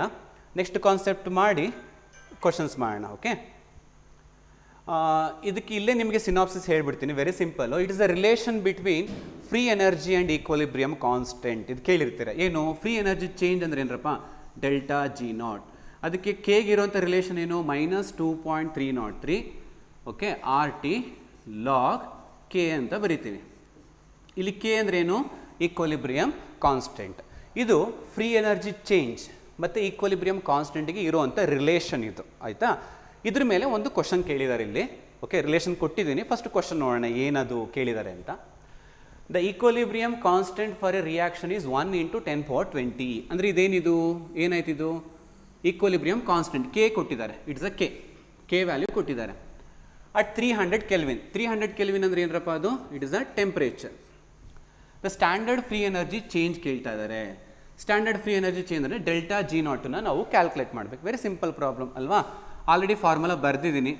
Delta G not is equal to -2.303, R value ಗೊತ್ತು 8.314, ಟೆಂಪ್ರೇಚರ್ ಎಷ್ಟಪ್ಪ 300 kelvin, okay, into log K value ಎಷ್ಟು 1 × 10⁻20. ಆ 1 × 10⁻20ನ ಬರೀ 10⁻20 ಅಂತಲೂ ಕೂಡ ಹಾಕೋಬೋದು, ಸರಿನಾ. ಈಗ ನೀವು ಇಬ್ಬರನ್ನ ಮಲ್ಟಿಪ್ಲೈ ಮಾಡಿದ್ರೆ ನಿಮಗೆ 19 ಪಾಯಿಂಟ್ ಸಮಥಿಂಗ್ ಬರುತ್ತೆ. ನಾನು ರೌಂಡ್ ಆಫ್ ಮಾಡಿ 19 ಅಂತ ತಗೋತಾ ಇದ್ದೀನಿ. ಇಂಟು 300 ಏನಂತ ಬರ್ಕೋಬೋದು, 3 × 10⁻+2 ಅಂತ ಬರ್ಕೋಬೋದಾ. ಇಂಟು ಈ ಲಾಗ್ 10⁻20 ಇದೆಯಲ್ಲ, log A power X formula ನೆನಪು ಮಾಡ್ಕೊಳ್ಳಿ. ಲಾಗ್ ಎ ಪವರ್ ಎಕ್ಸ್ ಅಂದರೆ ಏನಾಗುತ್ತೆ, ಎಕ್ಸ್ ಇಂಟು ಲಾಗ್ ಎ ಅಲ್ವಾ. ಹಾಗೆ 20 ಕೆಳಗಡೆ ಬರುತ್ತೆ. ಸೊ 20 × ಲಾಗ್ 10 ಆಗುತ್ತೆ. ಲಾಗ್ 10 ವ್ಯಾಲ್ಯೂ ಎಷ್ಟಪ್ಪ 1. ಸೊ ಉಳಿದಿದ್ದನ್ನು ಸಿಂಪ್ಲಿಫೈ ಮಾಡೋಣ. -19, ಇದನ್ನು 3 2 6 ಮಾಡ್ಕೊಳ್ಳೋಣ, ಇಂಟು 10⁻+3 ಆಗುತ್ತೆ. ಇದೊಂದು 0ನ ನಾನು +3 ಅಂತ ಮಾಡಿಕೊಂಡೆ. ಸೊ 19 × 6 ಮಾಡಿದ್ರೆ ನಿಮಗೆ ಅಪ್ರಾಕ್ಸಿಮೇಟ್ಲಿ -114 ಇದು ಜೌಲಲ್ಲಿರುತ್ತೆ ಅಲ್ವಾ. ಈ 10⁻3 ಏನಂತ ಬರ್ಕೋಬೋದು ನಾವು, ಕಿಲೋ ಜೌಲ್ ಅಂತ ಬರ್ಕೋಬೋದು. ಇದಕ್ಕೆ ನಿಯರೆಸ್ಟ್ ವ್ಯಾಲ್ಯೂ ನಿಮಗೆ ಆಪ್ಷನಲ್ಲಿ ಎಲ್ಲಿದೆ ಅಂತ ನೋಡ್ರಪ್ಪ. ಎಲ್ಲಿದೆ ನಿಯರೆಸ್ಟ್ ವ್ಯಾಲ್ಯೂ, ಮೈನಸ್ ಇರಬೇಕು, 114ಗೆ ಹತ್ತಿರ ಇರೋದು ಯಾವುದು, ಇದು 115. ನೀವು ಕೇಳ್ಬೋದು, ಸರ್ ಯಾಕೆ ಸರ್ 5 ಬರಲಿಲ್ಲ. ನಾನು ಹೇಳಿದೆ, ಇವೆರಡನ್ನ ಮಲ್ಟಿಪ್ಲೈ ಮಾಡಿದಾಗ ಬಂದಿರೋ ನಂಬರ್ನ ರೌಂಡ್ ಆಫ್ ಮಾಡಿ 19 ತೊಗೊಂಡಿದ್ದೀನಿ. ಯಾಕೆಂದರೆ ಸಿ ಇ ಟಿಲಿ ಕ್ಯಾಲ್ಕುಲೇಟರ್ ಇರಲ್ಲ, ಅವ್ರು ಎಕ್ಸಾಕ್ಟ್ ಆನ್ಸರ್ ಕೊಟ್ಟಿರ್ತಾರೆ. ನಮಗೆ ಅಪ್ರಾಕ್ಸಿಮೇಟ್ ಆನ್ಸರ್ ಬಂದರೂ ಕಂಪೇರ್ ಮಾಡಿಕೊಂಡು ಈಸಿಯಾಗಿ ನೀವು ಫೈಂಡ್ ಔಟ್ ಮಾಡ್ಬೋದು. ಅರ್ಥ ಆಯ್ತಾ. ಇದು ಡೆಲ್ಟಾ ಜಿ ನಾಟ್ ಮೇಲೆ ಕಂಡ್ರಪ್ಪ. ನೆಕ್ಸ್ಟ್ ಇನ್ನೊಂದು ಕಾನ್ಸೆಪ್ಟ್ ಇದೆ. ಇದು ಈಕ್ವಲಿಬ್ರಿಯಂ ಪಾರ್ಟ್ 1 ಆಯಿತು. ನೆಕ್ಸ್ಟ್ ಈಕ್ವಲಿಬ್ರಿಯಂ ಪಾರ್ಟ್ 2 ಮೂವ್ ಆಗೋಣ. ಸೊ ಅದರಲ್ಲೂ ಒಂದಷ್ಟು ಇಂಟ್ರೆಸ್ಟಿಂಗ್ ಕಾನ್ಸೆಪ್ಟ್ಸ್ ಇದೆ. ಸೊ ಅದನ್ನು ಟ್ರೈ ಮಾಡೋಣ ಈಗ. So it's a very nice concept, that is conjugate acid base pair ಅಂತ.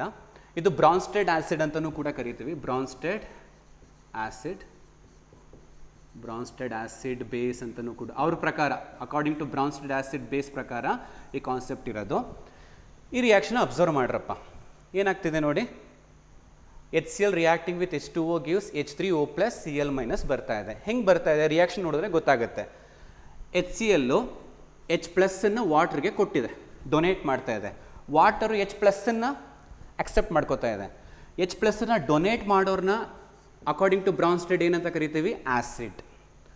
H+ಅನ್ನು ಅಕ್ಸೆಪ್ಟ್ ಮಾಡೋರನ್ನ ಅಕಾರ್ಡಿಂಗ್ ಟು ಬ್ರಾನ್ಸ್ಟೆಡ್ ಏನಂತ ಕರಿತೀವಿ, ಬೇಸ್ ಅಂತ ಕರಿತೀವಿ ಅಲ್ವೇನಪ್ಪ. ಈ ಆ್ಯಸಿಡಿಂದ ಬಂದಿದೆಯಲ್ಲ, ಈ ಆ್ಯಸಿಡಿಂದ ಬಂದಿರೋಂಥ ಸ್ಪೀಸೀಸ್ನ, ನಾವು ಉಳ್ಕೊಂಡಿರೋ ಸ್ಪೀಸೀಸ್ನ ಕಾಂಜುಗೇಟ್ ಬೇಸ್ ಅಂತ ಕರಿತೀವಿ. ಇನ್ನು ಬೇಸಿಂದ ಬಂದಿದೆಯಲ್ಲ ಇದನ್ನು ನಾವು ಕಾಂಜುಗೇಟ್ ಆ್ಯಸಿಡ್ ಅಂತ ಕರಿತೀವಿ. ಆವಾಗ ಈ ಆ್ಯಸಿಡ್ ಮತ್ತು ಕಾಂಜುಗೇಟ್ ಬೇಸನ್ನೇ ನಾವು ಕಾಂಜುಗೇಟ್ ಆ್ಯಸಿಡ್ ಬೇಸ್ ಪೇರ್ ಅಂತ ಹೇಳಿ ಕರಿತೀವಿ. ಓಕೆನಾ. ಈಗ ಅದಕ್ಕೆ ಎಕ್ಸಾಮಲ್ಲಿ ಕ್ವಶನ್ ಕೊಟ್ಟರೆ ಯಾವ ಥರ ಆನ್ಸರ್ ಮಾಡಬೇಕು ಅನ್ನೋದನ್ನ ಹೇಳ್ಕೊಡ್ತೀನಿ ನೋಡಿ. ಈಗ ಈ ಥರ ಇದೆ. ಅವ್ರೇನು ಮಾಡ್ತಾರೆ, HSO4- ಕೊಟ್ಬಿಟ್ಟು ಅದರದ್ದು ಕಾಂಜುಗೇಟ್ ಆ್ಯಸಿಡ್ ಬರೀರಿ ಅಂತ ಕೇಳ್ತಾರೆ. ಕಾಂಜುಗೇಟ್ ಆ್ಯಸಿಡನ್ನು ಬರೀರಿ ಅಂತ. ಅವಾಗ ಏನು ಮಾಡಬೇಕು, ಆ್ಯಸಿಡ್ ಅಂದ್ರೇನು, H+ನ ಡೊನೇಟ್ ಮಾಡಬೇಕು. ಕಾಂಜುಗೇಟ್ ಆ್ಯಸಿಡ್ ಅಂದ್ರೇನು, H+ನ ಅಕ್ಸೆಪ್ಟ್ ಮಾಡ್ಕೋಬೇಕು. ಹಾಗೆ ಕಾಂಜುಗೇಟ್ ಬೇಸ್ ಅಂದ್ರೇನು, H+ನ ಅಕ್ಸೆಪ್ಟ್ ಮಾಡಬೇಕು. ಓಕೆ, ಕಾಂಜುಗೇಟ್ ಬೇಸ್ ಅಂದ್ರೇನು, H+ನ ಡೊನೇಟ್ ಮಾಡಬೇಕು. ಈ ಕಾನ್ಸೆಪ್ಟ್ನ ನೆನ್ಪಿಟ್ಕೊಳ್ಳಿ. ಈಗ ಎಕ್ಸಾಂಪಲ್ ತೊಗೊಳ್ಳಿ, HSO4-. ಕಾಂಜುಗೇಟ್ ಆ್ಯಸಿಡ್ ಅಂದ್ರೆ ಏನು ಮಾಡಬೇಕು, H+ಅನ್ನು ಆ್ಯಡ್ ಮಾಡಬೇಕು. ನೀವು ಅದಕ್ಕೆ ಆ್ಯಡ್ ಮಾಡಿ ಏನಾಗುತ್ತೆ, H2 ಆಲ್ರೆಡಿ ಒಂದು H ಇತ್ತು, ಇನ್ನೊಂದು ಆ್ಯಡ್ ಮಾಡಿದ್ರೆ H2SO4 ಆಗುತ್ತೆ. H+ಅನ್ನು ಆ್ಯಡ್ ಮಾಡ್ತಾ ಇರೋದ್ರಿಂದ 1- ಕಡಿಮೆ ಆಯಿತು. ಇದ್ದಿದ್ದೇ 1-. 2- ಇದ್ದರೆ 1- ಕಡಿಮೆ ಆಗ್ತಿತ್ತು. 3- ಇದ್ದರೆ ಅಲ್ಲೂ 1- ಕಡಿಮೆ ಆಗಿ 2- ಉಳಿತಿತ್ತು. ಓಕೆನಾ. ಕೆಲವು ಸಲ ನ್ಯೂಟ್ರಲ್ ಇರೋರಿಗೆ H+ಅನ್ನು ಆ್ಯಡ್ ಮಾಡಿದ್ರೆ, ಒಂದು H+ಅನ್ನು ಆ್ಯಡ್ ಮಾಡಿದ್ರೆ ಒಂದು ಪಾಸಿಟಿವ್ ಬರುತ್ತೆ, ಆ ಥರ. ಓಕೆ, ಕಾಂಜುಗೇಟ್ ಬೇಸ್ ಬರೀರಿ ಅಂತ ಕೇಳಿದ್ರು ಇದ್ರದ್ದು.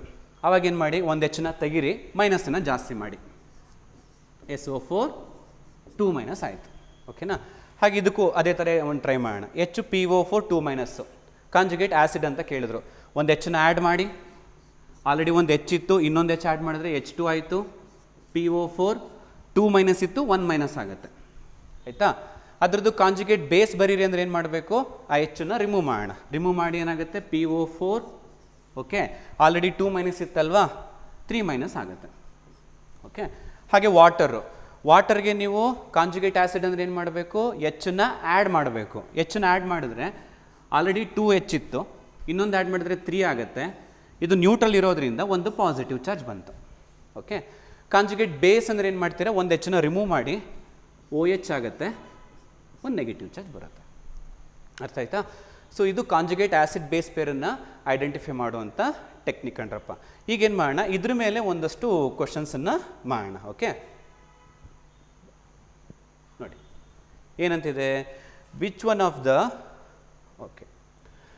Of the following is the correct statement ಅಂತ ಕೇಳ್ತಾರೆ. ಯಾವುದು ಇದರಲ್ಲಿ ಕರೆಕ್ಟ್ ಸ್ಟೇಟ್ಮೆಂಟ್ ಆಗುತ್ತೆ? 4 ಸ್ಟೇಟ್ಮೆಂಟು, ಅದೇ ಕಾಂಜುಗೇಟ್ ಆ್ಯಸಿಡ್ ಬೇಸ್ ಪೇರ್ ಮೇಲೆ ಕೊಟ್ಟಿದ್ದಾರೆ, ಯಾವುದು ಸರಿ ಹೋಗುತ್ತೆ ಅಂತ ನಾವು ಲೆಕ್ಕ ಮಾಡಬೇಕು.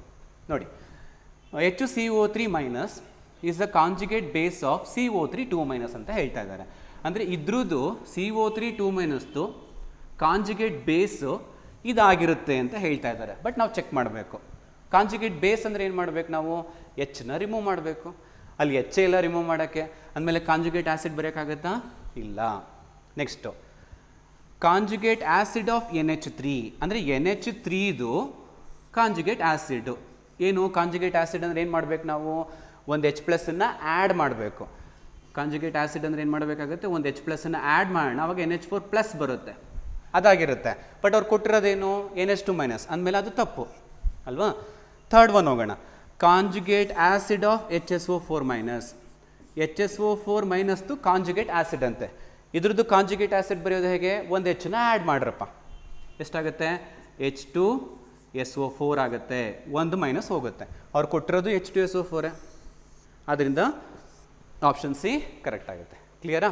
ಸೊ ಇದೊಂದು ಕಾನ್ಸೆಪ್ಟ್ ಆಯಿತು. Which solution as pH = 10? pH ಕೇಳ್ತಾ ಇದ್ದಾರೆ, ಯಾರಿಗೆ pH 10 ಬರುತ್ತೆ ಅಂತ ಕೇಳ್ತಾ ಇದ್ದಾರೆ. 4 ಆಪ್ಷನ್ ಕೊಟ್ಟಿದ್ದಾರೆ, ಯಾರಿಗೆ 10 ಬರುತ್ತೆ ಅಂತ ನಾವು ಲೆಕ್ಕ ಮಾಡಬೇಕು.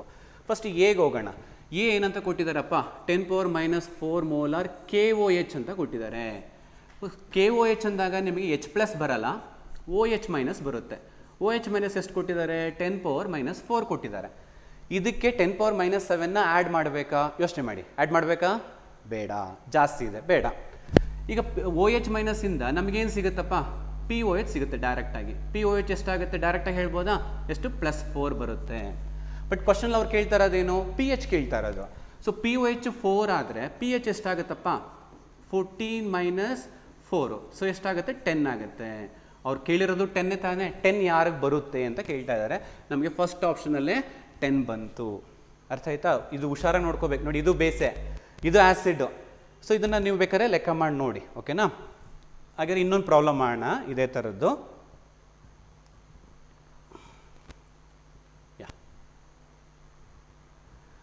The pH of 10⁻⁻10 molar NaOH solution is nearest to pH ಕೇಳಿದೆ 10⁻⁻10 molar NaOH. ಫಸ್ಟ್ ಅದು ನೋಡಿ, NaOH ಏನು, ಬೇಸ್ ಅಂದರೆ ಅವ್ರು ಕೊಟ್ಟಿರೋದೇನು, OH- ಕಾನ್ಸಂಟ್ರೇಷನ್ನ ಕೊಟ್ಟಿದ್ದಾರೆ. ಎಷ್ಟಪ್ಪ, 10⁻⁻10. ಇದರಿಂದ OH- ಇಂದ ನಮಗೇನು ಸಿಗುತ್ತೆ, POH ಸಿಗುತ್ತೆ. ಆದರೆ ಇನ್ನು ಡೈರೆಕ್ಟಾಗಿ ತೊಗೋಬೋದ ನಾನು 10⁻⁻10 ಅಂತ? ಇಲ್ಲ, ಅದನ್ನೇನು ಮಾಡ್ಕೋಬೇಕು, ಕನ್ವರ್ಟ್ ಮಾಡ್ಕೋಬೇಕು. ಅಂದರೆ 10⁻⁷ ಆ್ಯಡ್ ಮಾಡ್ಕೋಬೇಕು, ಕಡಿಮೆ ಇರೋದ್ರಿಂದ. ಸೊ 10⁻⁻10 ಪ್ಲಸ್ 10⁻⁷ ಆ್ಯಡ್ ಮಾಡ್ಕೋಬೇಕು. ಈಗ ನಾವು ಇದನ್ನು ಸ್ವಲ್ಪ ಸಿಂಪ್ಲಿಫೈ ಮಾಡ್ಕೋಬೇಕಾಗತ್ತೆ. ಏನು, -7 ಕಾಮನ್ ತೆಕ್ಕೊಳ್ಳೋಣ. ಕಾಮನ್ ತೆಕ್ಕೊಂಡ್ರೆ ಎಷ್ಟಾಗುತ್ತಪ್ಪ, ಇದು 10⁻⁻3 ಉಳಿಯುತ್ತೆ. ಇಲ್ಲಿ 7ನಲ್ಲಿ 10 ಹೋದರೆ ಇನ್ನು ಇಲ್ಲಿ 1 ಉಳಿಯುತ್ತೆ. ಓಕೆ, ಸೊ 10⁻⁷ ಹಾಗೆ ಬರ್ಕೊಂಡ್ರೆ ಇದನ್ನು ಸಿಂಪ್ಲಿಫೈ ಮಾಡ್ಕೊಂಡ್ರೆ ಇದು 1/1000 ಆಗುತ್ತಾ, +1 ಆಗುತ್ತೆ. ಇದನ್ನು ನೀವು ಸಿಂಪ್ಲಿಫೈ ಮಾಡಿದ್ರೆ 10⁻⁷ 1/1000 LCM ತೊಗೊಂಡ್ರೆ ನಿಮಗೆ 1000 1/1000 ಅಂತಲೇ ಬರುತ್ತೆ. ಅಂದರೆ ಇದನ್ನು ನೀವು ಅಪ್ರಾಕ್ಸಿಮೇಟಾಗಿ 1 ಅಂತ ತೊಗೋಬೋದಲ್ವೇನೋ, ಏನಂತ ವ್ಯತ್ಯಾಸ ಬರಲ್ಲ. ಅಂದರೆ OH- ಕಾನ್ಸಂಟ್ರೇಷನು ನಿಮಗೆ ಸ್ಟಾರ್ಟಿಂಗ್ ಇದ್ದಿದ್ದೆಷ್ಟು 10⁻⁻10, ಬಟ್ -7 ಆ್ಯಡ್ ಮಾಡಿದ್ಮೇಲೆ ಎಷ್ಟು ಬರ್ತಾ ಇದೆ, 10⁻⁷ ಬರ್ತಾ ಇದೆ. ಈಗ ಅಪ್ಲೈ ಮಾಡಿಲ್ಲ, ನೆಗೆಟಿವ್ ಲಾಗನ್ನು ಅಪ್ಲೈ ಮಾಡೋಣ. OH ಇಂದ POH ಹಾಕಿದ್ರೆ ಎಷ್ಟು ಬರುತ್ತೆ, +7 ಬರುತ್ತೆ. ಬಟ್ ಕ್ವಶನಲ್ಲಿ ಅವ್ರು ಕೇಳ್ತಾ ಇರೋದೇನು, pH ಕೇಳ್ತಾ ಇರೋದು. POH 7 ಆದರೆ pH ಕೂಡ ಎಷ್ಟು ಬರುತ್ತೆ, 7 ಬರುತ್ತೆ ಅಲ್ವಾ. ಸೊ 7 ಎಲ್ಲಿದೆ ಆಪ್ಷನ್ ನಿಮಗೆ, D ಯಲ್ಲಿದೆ. Okay 15th question. Yeah accumulation of lactic acid a monobasic acid ಅಂತೆ ಟಿಶ್ಯೂನಲ್ಲಿ ಅದೇನಾದರೂ ಅಕ್ಯುಮುಲೇಟ್ ಆದರೆ ಅದಕ್ಕೆ ಪೇನ್ ಬರುತ್ತಂತೆ, ಮಸಲ್ಸಲ್ಲಿ ಪೇನ್ ಬರುತ್ತಂತೆ. ಓಕೆ, ಅದೇನೋ ಸ್ಟೋರಿ ಕೊಟ್ಟಿದ್ದಾರೆ, ತೊಂದರೆ ಇಲ್ಲ. ಬಟ್ ಮುಂದಕ್ಕೆ ನೋಡಿ, ನಮಗೆ ಬೇಕಾಗಿರೋದು ಮುಂದೆ ಇದೆ. ಏನಂತ, ಇನ್ 0.1 ಮೋಲಾರ್ ಅಕ್ವಸ್ ಸೊಲ್ಯೂಷನ್. 0.1 ಮೋಲಾರ್ ಅಂತ ತಕ್ಷಣ ನಿಮ್ಗೆ ಗೊತ್ತಾಗಬೇಕು ಏನದು 0.1 ಮೋಲಾರ್ ಅಂದರೆ. It's nothing but concentration. So C ಸಿಕ್ತು. ಲ್ಯಾಕ್ಟಿಕ್ ಆ್ಯಸಿಡ್ ಇಸ್ 3.7% ಡಿಸೋಸಿಯೇಟ್ ಆಗಿದೆ ಅಂತೆ. ಅಂದರೆ ಲ್ಯಾಕ್ಟಿಕ್ ಆ್ಯಸಿಡ್ ಎಷ್ಟು ಪರ್ಸೆಂಟೇಜ್ ಡಿಸೋಸಿಯೇಟ್ ಆಗಿದೆ ಆ ಸೊಲ್ಯೂಷನ್ ಒಳಗಡೆ, 0.1 ಮೋಲಾರ್ ಸೊಲ್ಯೂಷನ್ ಒಳಗಡೆ, ಇದು 3.7% ಅಷ್ಟೇ ಡಿಸೋಸಿಯೇಟ್ ಆಗಿದೆ. ಅಂದರೆ ಅಷ್ಟು ಡಿಸೋಸಿಯೇಟ್ ಆಗ್ತಿದೆ ಅಂದರೆ ಅದೇನದು ಆಲ್ಫಾ ಆಯಿತು. ಓಕೆನಾ? ಹಾಗಿದ್ರೆ the value of dissociation constant KA find out ಮಾಡಬೇಕಂತೆ. ಈಗ ತಾನೇ ಫಾರ್ಮುಲಾ ಕೊಟ್ಟಿದ್ದೀನಿ, ಬಟ್ ಬರ್ಕೊಂಬೋಣ. ಫಸ್ಟ್ ಏನು ಕೊಟ್ಟಿದ್ದಾರೆ ಅಂತ, ಸಿ ಏನಂತ ಕೊಟ್ಟಿದ್ದಾರೆ, 0.1 ಮೋಲಾರ್ ಅಂತ ಕೊಟ್ಟಿದ್ದಾರಲ್ವಾ. That can be written as 10⁻⁻1 ಅಂತ ಬರ್ಕೋತೀನಿ, ನನ್ನ ಕ್ಯಾಲ್ಕುಲೇಷನ್ ಈಸಿ ಆಗಲಿ ಅಂತ. 10⁻⁻1. ಇನ್ನು ಆಲ್ಫಾ ಕೊಟ್ಟಿದ್ದಾರೆ. ಆಲ್ಫಾ ಅಂದರೆ ಎಷ್ಟು, 3.7% ಅಂತ ಕೊಟ್ಟಿದ್ದಾರೆ. 3.7% ಅಂದರೆ 3.7/100 ಅಂದರೆ ಬೈ 100 ಆಯಿತು. 3.7ನ ಅಪ್ರಾಕ್ಸಿಮೇಟ್ ಆಗಿ ನಾನು ನನ್ನ ಅನುಕೂಲಕ್ಕೋಸ್ಕರ 4 ಅಂತ ಬರ್ಕೋತೀನಿ. 100 ಮೇಲೆ ಬಂದರೆ 10⁻⁻2 ಆಯಿತು. ಈಗ ಫಾರ್ಮುಲಾ ಅಪ್ಲೈ ಮಾಡೋಣ. ಏನು formula, KA = C alpha square ಅಲ್ವಾ. ಸಿ ಅಂದರೆ ಎಷ್ಟಪ್ಪ, 10⁻⁻1. ಆಲ್ಫಾ ಅಂದರೆ ಎಷ್ಟು, 4 × 10⁻⁻2 ಹೋಲ್ ಸ್ಕ್ವೇರ್ ಆಯಿತು. ಸೊ ಇದು 10⁻⁻1. 4ನ ಸ್ಕ್ವೇರ್ ಮಾಡಿದ್ರೆ 16 ಆಯಿತು. 10⁻⁻2ನ ಸ್ಕ್ವೇರ್ ಮಾಡಿದ್ರೆ -4 ಆಯಿತು. ಈಗ ಇದೆಷ್ಟಾಗುತ್ತೆ, 16 × 10⁻⁻5 ಆಯಿತು. ಒಂದು ಪಾಯಿಂಟ್ ಹಿಂದೆ ಬನ್ನಿ, ಯಾಕೆ ನನಗೆ 10⁻⁻5 ಅಲ್ಲಿ 16 ಅಂತ ಯಾವುದೂ ಇಲ್ಲ, ಇರೋದೇ ಒಂದು, ಅದರಲ್ಲಿ 16 ಇಲ್ಲ. ಅದಕ್ಕೆ ಏನು ಮಾಡ್ತೀನಿ, 1 ಪಾಯಿಂಟ್ ಹಿಂದೆ ಬರ್ತೀನಿ. ಆವಾಗ 1.6 × 10⁻⁻4 ಆಗುತ್ತೆ. 10⁻⁻4 ಅಪ್ರಾಕ್ಸಿಮೇಟ್ಲಿ ಅಲ್ವಾ, 10⁻⁻4 ಆಯಿತು. ಸೊ 1.6 × 10⁻⁻4 ಎಲ್ಲಿ ಹತ್ತಿರ ಇದೆ ನೋಡಿ, ಇದು 6 ಬಂದಿಲ್ಲ ನಮಗೆ. ಓಕೆ, ಇಲ್ಲಿ 3 ಬಂದಿದೆ, ನಮಗೆ 6 ಬಂದಿದೆ. ಯಾಕೆಂದರೆ ನಾವು ಅಪ್ರಾಕ್ಸಿಮೇಟ್ ಮಾಡ್ಕೊಂಡಿದ್ದೀವಿ. ಒಟ್ಟಿನಲ್ಲಿ ನಮಗೆ ವ್ಯಾಲ್ಯೂ ಹತ್ತಿರ ಬಂದರೆ ಸಾಕಲ್ವಾ. ಸೊ 10⁻⁻4 ಬಂತು, ಆಪ್ಷನ್ ಸಿ ಕರೆಕ್ಟ್ ಆಗುತ್ತೆ. ಕ್ವಶನ್ ನೋಡಿ ಏನಂತಿದೆ, the solubility product of sparingly soluble salt BA2. ನೋಡಿ ಯಾವ ಟೈಪ್ ಇದೆ ಇದು, BA2. ನೋಡಿ A2B, BA2 ಅಥವಾ B2A ಎಲ್ಲ ಒಂದೇ. ಓಕೆನಾ, ಎರಡು ಒಂದು ಕ್ಯಾಟಯನ್ ಇದೆ, 2 ಆನಯನ್ ಇದೆ, ಅಥವಾ 2 ಕ್ಯಾಟಯನು 1 ಆನಯನು. ಓಕೆನಾ, BA2 ಅಂತ ಕೊಡ್ಬೋದು, ಅಥವಾ A2B ಅಂತ ಕೊಡ್ಬೋದು, AB2 ಅಂತಲೂ ಕೊಡ್ಬೋದು. ಓಕೆನಾ, ಅದ್ರದ್ದು ಏನಂತ ಕೊಟ್ಟಿದ್ದಾರೆ, ಸಾಲ್ಯುಬಿಲಿಟಿ ಪ್ರಾಡಕ್ಟ್ ಕೊಟ್ಟಿದ್ದಾರಂತೆ. ಅಂದರೆ ಇದೇನಿದು ಸಾಲ್ಯುಬಿಲಿಟಿ ಪ್ರಾಡಕ್ಟ್ ಅಂದರೆ KSP ವ್ಯಾಲ್ಯೂ ಕೊಟ್ಟಿದ್ದಾರೆ ಕಣ್ರು. They given the KSP value. ಏನು ಕೇಳ್ತಾ ಇದ್ದಾರೆ, ಸಾಲ್ಯುಬಿಲಿಟಿ ಕೇಳ್ತಾ ಇದ್ದಾರೆ, ಕನ್ಫ್ಯೂಷನ್ ಮಾಡ್ಕೋಬೇಡಿ. ಸಾಲ್ಯುಬಿಲಿಟಿ ಅಂದರೆ ಎಸ್ ಕೇಳ್ತಾ ಇದ್ದಾರೆ. ಸೊ KSP ಕೊಟ್ಟಿದ್ದಾರೆ, ಎಸ್ ಕೇಳ್ತಾ ಇದ್ದಾರೆ ಅಂದರೆ ಫಾರ್ಮುಲಾ ಯೋಚನೆ ಮಾಡಬೇಕು. 3 ಫಾರ್ಮುಲಾ ಇದೆ. ಟೈಪ್ ಆಫ್ ಸಾಲ್ಟ್ ನೋಡಿ, A2B ಅಥವಾ BA2 ಟೈಪ್ ಇದೆ. BA2 ಟೈಪಿಗೆ KSP ಫಾರ್ಮುಲಾ ಏನಾಗುತ್ತೋ, BA2 ಟೈಪಿಗೆ KSP ಫಾರ್ಮುಲಾ ಏನಾಗುತ್ತೆ, 4s³ ಆಗುತ್ತೆ ಅಲ್ವಾ. 4s³ ಆಗುತ್ತೆ. KSP ಕೊಟ್ಟಿದ್ದಾರೆ ಎಷ್ಟಪ್ಪ, 4 × 10⁻⁻12 = 4. ಎಸ್ಸನ್ನೇ ಕಂಡುಹಿಡಿಯಬೇಕು, s³ ಹಾಗೆ ಇಟ್ಕೊಳ್ಳೋಣ.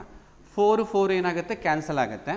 ಅವಾಗ S = ಈ ಕ್ಯೂಬನ್ನು ತೆಗಿಬೇಕು ಅಂದರೆ ಬಲಗಡೆ ಕ್ಯೂಬ್ ರೂಟ್ ಹಾಕೋಬೇಕು ಅಲ್ವಾ. ರೈಟ್ ಸೈಡಲ್ಲಿ ಏನು ಮಾಡೋಣ, ಕ್ಯೂಬ್ ರೂಟ್ ಹಾಕೋಣ 1/3. ಅವಾಗ ಎಷ್ಟಾಗುತ್ತೆ, ಅದು 10⁻⁻4 ಆಗುತ್ತೆ. ಇದನ್ನು ಬೇಕಾದ್ರೆ ನೀವು 1 × 10⁻⁻4 ಅಂತಲೂ ಬರೀಬೋದು, 1 × 10⁻⁻4. ಸೊ 1 × 10⁻⁻4 ಎಲ್ಲಿದೆ, ಆಪ್ಷನ್ ಡಿ ಯಲ್ಲಿದೆ. ಕ್ಲಿಯರ್. ಇದೇ ಥರದ್ದು ಇನ್ನೊಂದು ಪ್ರಾಬ್ಲಮ್ ಮಾಡೋಣ. ಓಕೆ, ಫಾಸ್ಟಾಗಿ. Yeah, one more problem. The solubility product of silver chloride is 1.8 × 10⁻⁻10. ಇದೇನಿದು ಸಾಲ್ಯುಬಿಲಿಟಿ ಪ್ರಾಡಕ್ಟ್ ಅಂತೆ, ಅಂದರೆ KSP ಕೊಟ್ಟರು. ದ ಸಾಲ್ಯುಬಿಲಿಟಿ ಆಫ್ AgCl ಅಂದರೆ ಸಾಲ್ಯುಬಿಲಿಟಿ ಅಂದರೆ ಎಸ್ ಕಂಡುಹಿಡಿಬೇಕು ನಾವು, AgClದು ಕಂಡುಹಿಡಿಬೇಕಂತೆ. ಅದಕ್ಕೆ ಏನು ಹಿಂಟ್ ಕೊಟ್ಟಿದ್ದಾರೆ ಅಂದರೆ 0.01 ಮೋಲಾರ್ HCl ಒಳಗಡೆ ಎಷ್ಟು ಅಂತ. ಸೊ 0.01 ಮೋಲಾರ್ HCl ಅಂದರೆ HCl ಸ್ಪ್ಲಿಟ್ ಆದರೆ ಏನಾಗುತ್ತಪ್ಪ, H+ Cl- ಬರ್ತದೆ ಅಲ್ವೇನ್ರೋ. ಈಗ ಇಲ್ಲಿ ಅವಾಗ 0.01 ಅಂತ ಕೊಟ್ಟಿರೋದು, ಇಬ್ರಿಗೂ 0.01 ಬರುತ್ತೆ. ಇಬ್ರದ್ದು ಕಾನ್ಸಂಟ್ರೇಷನ್ ಎಷ್ಟಾಯಿತು, 0.01 ಮೋಲಾರ್ ಆಯಿತು. ಓಕೆನಾ. ಮತ್ತು ಇದು ಯಾವ ಟೈಪ್ ಸಾಲ್ಟ್ ಆಗುತ್ತೆ, AgCl ಅನ್ನೋದು AB ಟೈಪ್ ಆಗುತ್ತೆ ಅಲ್ವೇನ್ರಪ್ಪ. AB ಟೈಪಿಗೆ KSP ಏನಾಗುತ್ತೆ, AB ಟೈಪ್ ಆದರೆ ಅಲ್ಲಿ ಎ ಜಾಗದಲ್ಲಿ Ag ಇದೆ ಅಲ್ವಾ, ಎ ಜಾಗದಲ್ಲಿ Ag ಇದೆ, Ag+, B ಜಾಗದಲ್ಲಿ ಸಿ ಎಲ್ ಇದೆ, ಸಿ ಎಲ್ ಮೈನಸ್. ಈಗ ನಾವು ಸಾಲ್ಯುಬಿಲಿಟಿ ಅಂದರೆ ನಾವು ಎ ಜಿ ಪ್ಲಸ್ದು ಕಾನ್ಸಂಟ್ರೇಷನ್ನ ಕಂಡುಹಿಡಿಬೇಕೀಗ. ಅದಕ್ಕೆ ಕೆ ಎಸ್ ಪಿ ಕೊಟ್ಟಿದ್ದಾರೆ ಅನುಕೂಲ ಆಗಲಿ ಅಂತ. ಕೆ ಎಸ್ ಪಿ ಎಷ್ಟು ಕೊಟ್ಟಿದ್ದಾರೆ? 1.8 ಇಂಟು 10⁻⁻10 ಅಂತ ಕೊಟ್ಟಿದ್ದಾರೆ ಅಲ್ವೇನ್ರೋ. ಎ ಜಿ ಪ್ಲಸ್ ಗೊತ್ತಿಲ್ಲ, ಕಂಡುಹಿಡಿಬೇಕು, ಎಕ್ಸ್ ಅಂತ ಹಾಕೊಳ್ಳೋಣ. ಸಿ ಎಲ್ ಮೈನಸ್ ಎಲ್ಲಿಂದ ಸಿಗುತ್ತೆ ಅಂದರೆ ಇಲ್ಲಿ ಇದರಿಂದ ಸಿಗುತ್ತೆ, ಎಚ್ ಸಿ ಎಲ್ಲಿಂದ. ಓಕೆ, ಇದರಿಂದ ಸಿ ಎಲ್ದು ವ್ಯಾಲ್ಯೂ ಸಿಕ್ತು ಎಷ್ಟು? 0.01. ಈಗ X is equal to 1.8 into 10⁻⁻10 whole divided by 0.01 ಡಿನಾಮಿನೇಟರ್ಗೆ ಬಂದರೆ ಇದನ್ನು ಬೇಕಾದ್ರೆ 10⁻⁻2 ಅಂತ ಬರ್ಕೋಬೋದು ನೀವು ಅಲ್ವೇನ್ರೋ. ಮತ್ತಿದು ಎಷ್ಟಾಗುತ್ತೆ? 1.8 ಇಂಟು -2 ಮೇಲ್ಗಡೆ ಬಂದರೆ +2 ಆಗುತ್ತೆ. -10 +2 ಅಂದರೆ 10⁻⁻8 ಆಗುತ್ತೆ. 1.8 ಇಂಟು 10⁻⁻8 ಎಲ್ಲಿದೆ? 1.8 ಇಂಟು 10⁻⁻8 ಆಪ್ಷನ್ ಡಿ ಎಲ್ಲಿದೆ. ಅರ್ಥ ಆಯ್ತಾ? ಸೊ ಈಕ್ವಲಿಬ್ರಿಯಮ್ ಚಾಪ್ಟರ್ ಮೇಲೆ ಇದೇ ಥರ ಇನ್ನೂ ಒಂದಷ್ಟು ಕ್ವಶನ್ಸನ್ನು ನೀವು ಬೇರೆ ಟೆಕ್ಸ್ಟ್ ಬುಕ್ಸಿಂದ ತೊಗೊಂಡು ಕ್ವಶನ್ಸನ್ನು ತೊಗೊಂಡು ಪ್ರಾಕ್ಟೀಸ್ ಮಾಡಿ. ಒಳ್ಳೆಯದಾಗಲಿ. All the best. Thank you.